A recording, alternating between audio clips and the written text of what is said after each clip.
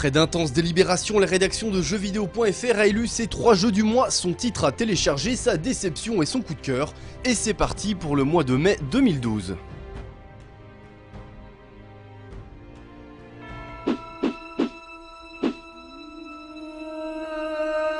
Douze ans après son prédécesseur, Diablo 3 est enfin disponible, et si son lancement ne s'est pas fait sans heurts, le rouleau compresseur de Blizzard a opéré sa mue de manière à convaincre les vieux briscards, comme les petits jeunes du hack and slash. Oubliez Erreur 37 et connexion obligatoire pour jouer seul, pour son contenu, sa réalisation ou son gameplay, Diablo 3 est un titre indispensable sur PC, point barre. Avec Diablo 3, Blizzard réitère sa formule qui marche, c'est-à-dire un conservatisme du game design dans une forme super classe. C'est quand même un titre qui peut donner l'impression, quand on ne connaît rien du tout à Diablo et qu'on regarde ça un peu à l'extérieur, qui n'a pas beaucoup évolué, alors que c'est totalement le contraire. Donc on retrouve un système d'évolution qui est assez régulier, qui est même tracé en ligne droite. Certains peuvent le reprocher, c'est tout à fait normal, mais on se rend compte finalement d'une très grande richesse de ce système-là, que l'on peut parfaitement modeler à sa façon. Il y a vraiment matière à construire des builds de personnages très différents. C'est toujours aussi vif, nerveux, avec ce sens du timing qui est mis en avant, du placement et des tas de batailles scriptées contre des boss, au niveau de ce qu'on pouvait attendre de Blizzard. On se retrouve avec des ambiances et des décors qui sont parfois à couper le souffle et à tomber par terre. Des souterrains ou des extérieurs, c'est vraiment très très joli. Pas trop coloré justement. Malgré toute une grosse phase de bêta, le jeu mérite encore quelques recalibrages, notamment pour ceux qui connaissent le barbare en mode Inferno. C'est un jeu de grande classe avec juste un bémol, cette obligation de passer par un mode en ligne pour jouer et en solo également. Donc voilà, ça c'est juste à la défaveur des joueurs. Et puis surtout ça pose une vraie question éthique d'une certaine manière sur l'usage qui est fait des données personnelles des joueurs, sur cette espèce de contrôle absolu que s'octroie Blizzard sur notre pratique du jeu et sur nos données de jeu. Ça c'est vraiment quelque chose qui commence à devenir un tout petit peu flippant, et je trouve particulièrement dans le cas de Diablo 3 où c'est vraiment presque une démarche entre guillemets totalitaire. This is how things are.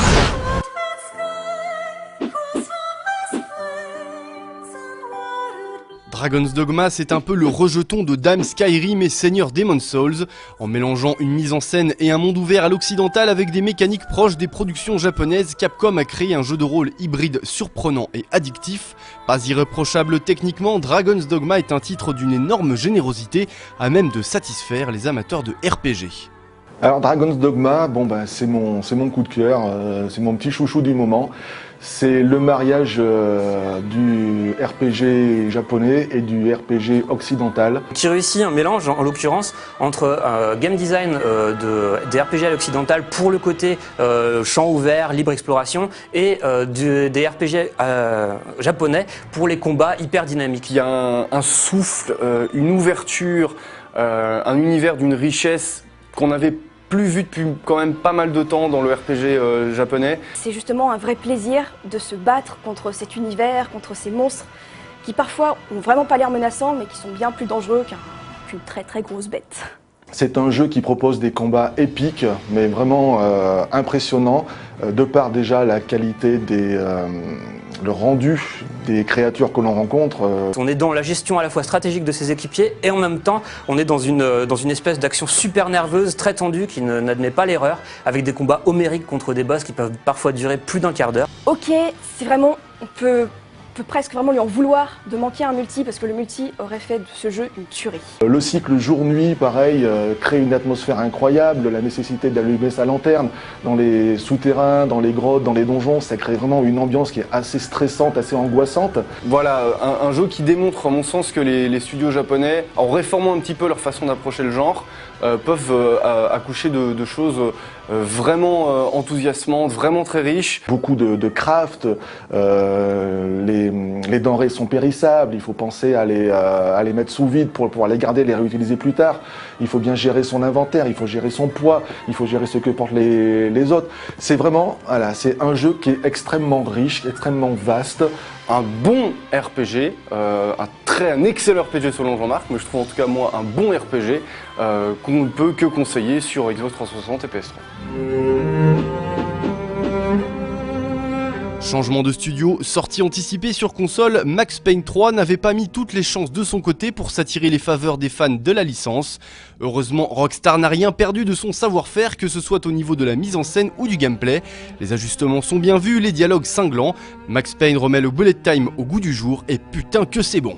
Alors avec Max Payne 3, surprise, Rockstar réalise son vrai premier jeu d'action le plus pur, le plus jusqu'au boutiste, en reprenant les codes de l'action des premiers épisodes, le bullet time qui magnifie les séquences en les organisant en balai aérien, comme ça c'est magnifique, toujours aussi jouissif. Au niveau dialogue et niveau doublage, niveau réalisation de ces séquences, on va dire narratives, qu'elles soient intégrées au jeu ou non, le personnage a la classe, encore peut-être même plus de charisme que dans les deux premiers. Ses aventures volent peut-être un peu moins haut. Une grande classe dans la mise en scène, c'est peut-être le point le plus important de ce Max Payne 3, cette capacité que les développeurs ont eu d'infiltrer de manière très fine, avec un fin équilibrage du script par petits pincés comme ça dans le champ de l'action, ce qui fait qu'on a des séquences hyper cinématographiques, de même que les séquences d'action elles-mêmes sont cinématographiques, et on a un de ces jeux comme ça qui a un des plus forts impacts directs dans l'action qu'on ait pu voir depuis longtemps. Je suis surpris ceci dit de ne pas retrouver le niveau de détail, au niveau de conscience, de minutie de Rockstar dans ses précédentes productions dans Max Payne 3, puisqu'il y a un certain nombre pas de bugs, mais de situations, de scripts qui se déclenchent un peu au mauvais moment, ou de choses qui fonctionnent mal, ou de difficultés un poil mal réglées, d'un système de couverture qui marche pas, des animations qui sont un peu lentes à se mettre en place. En plus de ça, il y a un bon multijoueur qui n'est pas dégueulasse du tout pour les amateurs, avec des level design et un système de jeu bien pensé, et qui est un argument supplémentaire de se procurer ce Max Payne 3 qui n'est pas une déception.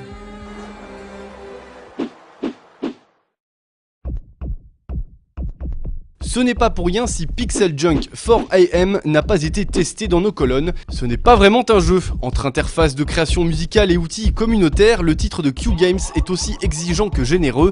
Créer ses propres pistes à l'aide du PlayStation Move demande certes un peu de pratique, mais l'expérience vaut largement les 8 € demandés.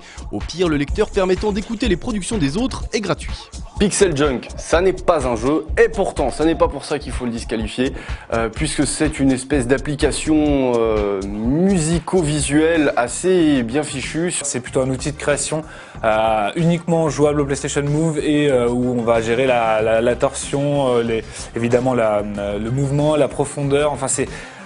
Passer le tuto, on se dit oulala, comment je vais faire pour créer ne serait-ce qu'une piste musicale, on va dire, qui tient un peu la route. C'est une espèce entre guillemets de Mario Paint appliqué à la musique, si je puis dire. Ça peut vraiment, si vous accrochez aux sonorités, au style visuel, vous pouvez vraiment y passer de nombreuses heures à vous faire plaisir, à expérimenter. On va se laisser aller, on va tâtonner, puis on va finir par trouver un peu des rythmes qui vont nous convenir. C'est vrai que gérer les différentes pistes, passer de l'une à l'autre, accélérer les sons, etc. Ça demande un petit peu de discipline, surtout au niveau du mouvement, puis c'est peut-être un petit peu fatigant à la longue. Ceci dit, l'outil est vraiment puissant par rapport à un simple PlayStation Move qui, de prime abord, ne permet pas grand-chose si ce n'est la détection de mouvement. Donc pour un petit prix de 8 € si je dis pas de bêtises, c'est quand même quelque chose de tout à fait viable, comme dirait Damien. On passera des heures à créer nos sons et puis à surtout regarder ce qui se fait, à aller voir les événements qui sont prévus par les quelques artistes qui se sont déjà mis sur le truc, et puis kiffer la vibe, comme on dit chez les jeunes, et c'est après tout ce qu'on demandait, surtout pour 8 €. C'est vraiment une expérience assez, on va dire, assez inhabituelle sur le PlayStation Store.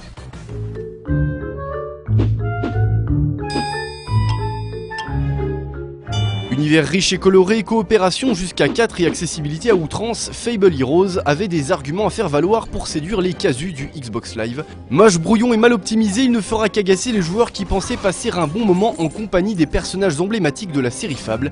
Peter Molineux revient, ou pas? Alors Fable Heroes, c'est un petit peu une surprise, mais au mauvais sens du terme. Déjà, on attendait quelque chose peut-être au niveau de l'univers de Fable, qui est quand même assez riche, qui est plaisant, il a de bons côtés.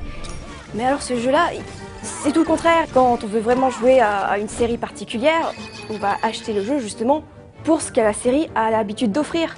Les combats, c'est pas ça du tout. Le rythme du jeu est mauvais.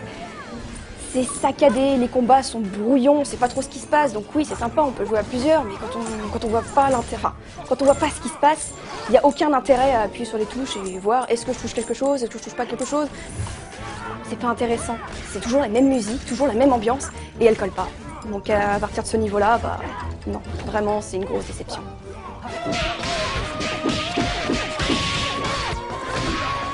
Parce qu'il n'y a pas que Street Fighter, Soul Calibur ou Tekken dans la vie, Skullgirls vient coller des nions à tous les amateurs de bourre-pif à la recherche d'un peu d'originalité, qu'elle soit visuelle ou ludique. Les débutants resteront sur le carreau, mais qu'importe, contre un minimum d'investissement, Skullgirls réveillera le Daigo qui sommeille en chacun de vous. Si, c'est garanti ou remboursé.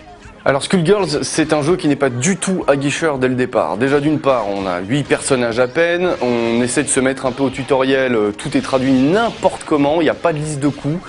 La direction artistique, alors elle peut plaire ou elle peut déplaire. Moi, là, franchement, spontanément, elle m'a tout de suite déplu. Mais finalement, quand on commence un petit peu à s'y pencher, à lui donner sa chance à ce jeu-là, eh bien on se rend compte de tout le travail, l'immense boulot qui a été fait par les développeurs sur le gameplay. Ce sont des fans qui se sont dit, eh bien on va faire le jeu de baston dont on rêve au niveau gameplay, on va corriger toutes ces petites choses qui nous enquiquinent dans les autres jeux, et on va réunir toutes les mécaniques de jeu qu'on a préférées dans tous les jeux de baston qu'on a pratiqués. Donc ça donne un gameplay hyper riche, super bien équilibré, un jeu qui n'est pas, certes pas pour les néophytes, qui va pas forcément aguicher tout de suite, mais honnêtement il faut s'y pencher parce qu'il y a vraiment de la richesse et il y a vraiment moyen d'y passer des heures et des heures.